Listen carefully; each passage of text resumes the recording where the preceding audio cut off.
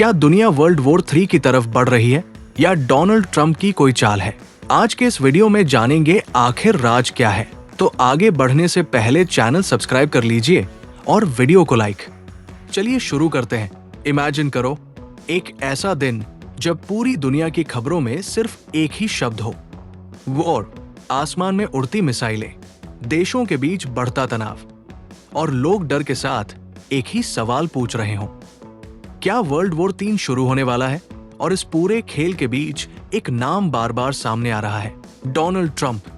आज की दुनिया पहले से ज्यादा खतरनाक मोड़ पर खड़ी है। मिडिल ईस्ट में तनाव लगातार बढ़ रहा है। अमेरिका, इजराइल और ईरान के बीच हालात इतने खराब हो चुके हैं कि छोटी सी गलती भी बड़े युद्ध को जन्म दे सकती है। अमेरिका का कहना है कि ईरान न्यूक्लियर वेपन्स बनाने की कोशिश कर रहा है और अगर ऐसा हुआ तो पूरी दुनिया की सिक्योरिटी खतरे में पड़ सकती है। इसी वजह से अमेरिका और इजराइल ने ईरान के कई मिलिट्री टारगेट्स पर हमले किए, लेकिन यही हमला पूरी दुनिया में डर की एक नई लहर लेकर आया, क्योंकि अगर ईरान जवाब देता है तो ये सिर्फ एक देश के खिलाफ हमला नहीं होगा, ये एक चेन रिएक्शन शुरू कर सकता है। ईरान के पीछे रशिया और चाइना जैसे शक्तिशाली देश खड़े हो सकते हैं। दूसरी तरफ नाटो कंट्रीज अमेरिका के साथ आ सकती है, और अगर ऐसा हुआ तो ये सिर्फ एक रीजनल वॉर नहीं रहेगा, ये पूरी दुनिया को अपनी चपेट में ले सकता है। इतिहास गवाह है, पहला और दूसरा विश्व युद्ध भी इसी तरह छोटे छोटे कॉन्फ्लिक्ट से शुरू हुआ था।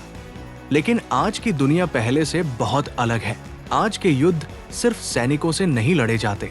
आज के युद्ध में शामिल है cyber attacks, artificial intelligence weapons, economic sanctions और सबसे खतरनाक न्यूक्लियर वेपन्स।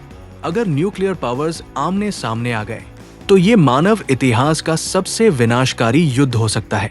कुछ एनालिस्ट्स का मानना है कि डोनाल्ड ट्रंप की स्ट्रैटेजी साफ है, पावर शो, दुनिया को ये दिखाना कि अमेरिका अभी भी सबसे शक्तिशाली देश है। लेकिन क्रिटिक्स कहते हैं कि एग्रेसिव पॉलिसीज टेंशंस को और बढ़ा सकती है, और अगर हालात नियंत्रण से बाहर हो गए तो एक छोटी सी चिंगारी भी पूरी दुनिया को युद्ध में झोंक सकती है।